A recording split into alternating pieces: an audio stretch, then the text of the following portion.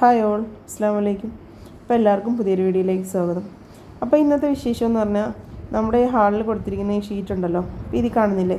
ഈ ഷീറ്റാണ് നമ്മൾ ഹാളിൽ ഒട്ടിച്ചിരിക്കുന്നത്. അതായത് നമ്മൾ പഴയ വീടായിരുന്ന ടൈമിന് മൊത്തത്തിൽ വീട് പൊളിച്ച് മാറ്റാണ്ടാണ് പുതുക്കി പണിയ വീടാണ്.